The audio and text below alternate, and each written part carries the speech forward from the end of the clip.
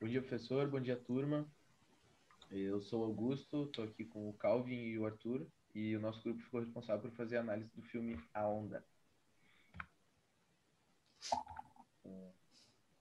O filme foi lançado em 2009 e é ambientado na atualidade, onde o professor Rainer, de Educação Física, é designado para trazer aos alunos uma discussão sobre o modelo de Estado autocrático durante uma semana, similar à Alemanha nazista, como foi posto pelos alunos no primeiro dia de aula.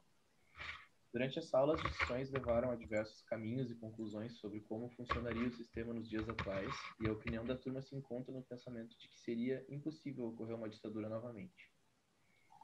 Sendo assim, o professor sugeriu que a turma desenvolvesse um movimento autocrático entre eles, dentro da própria sala, para encontrar um objetivo em comum e unir a geração deles, com todo o sistema de identificação e características que foram trazidos por eles, como uma vestimenta semelhante, uma saudação, as ações, companheirismo e espírito de equipe.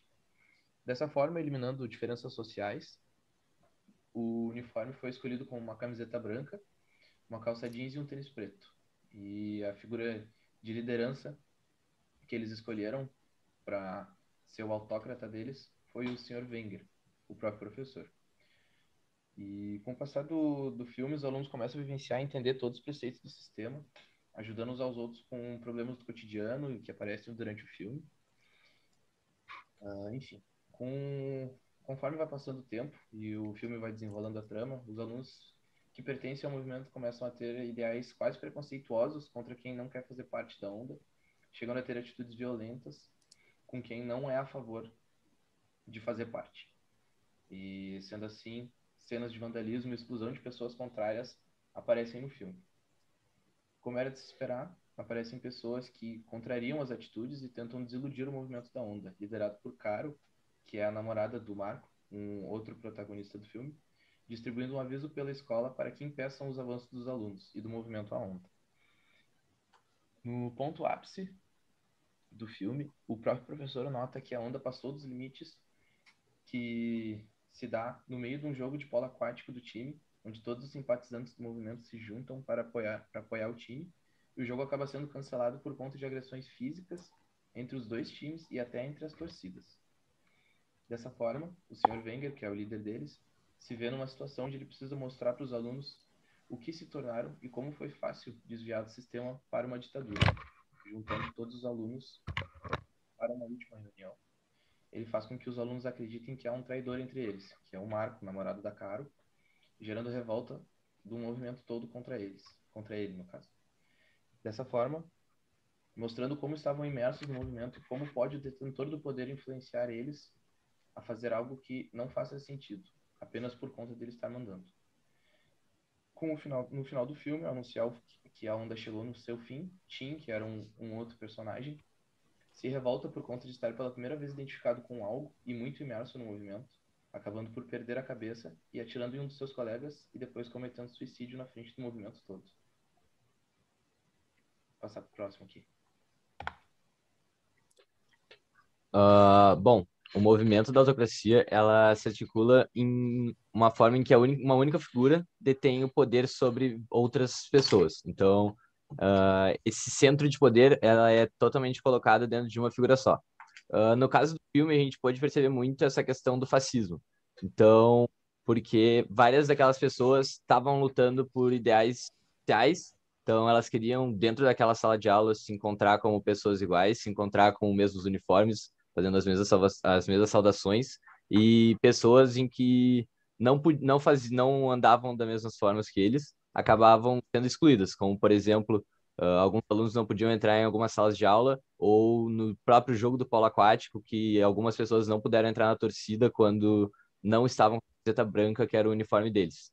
Uh, Esse movimento do fascismo ele surgiu num período pós-Primeira Guerra, em que a Itália se via numa condição econômica muito abalada, porque entrou na guerra junto com os aliados e acabou se vendo depois largada de mão pela Inglaterra, em que algumas das terras que foram prometidas acabaram não vindo, e dentro disso, Benito Mussolini acabou criando em 1919 os grupos italianos de combate.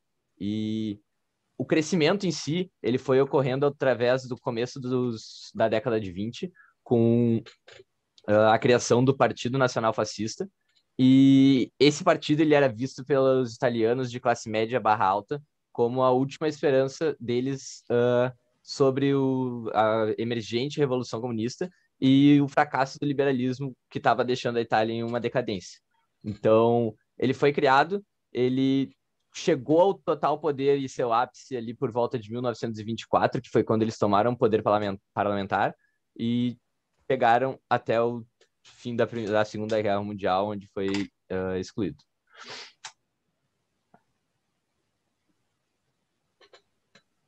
Pode passar.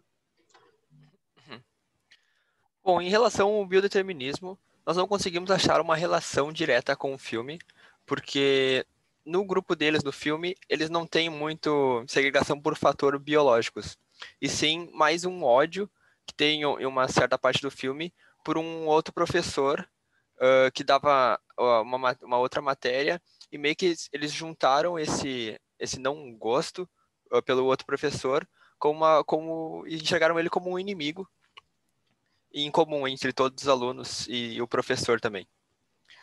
Bom, mas os fatores assim mais de segregação eram mais das pessoas que não tinham vontade de participar ou eram contra o movimento, e não necessariamente por um fator biológico ou a cor ou talvez, sei lá, um olhar diferente, alguma coisa assim. Pode passar.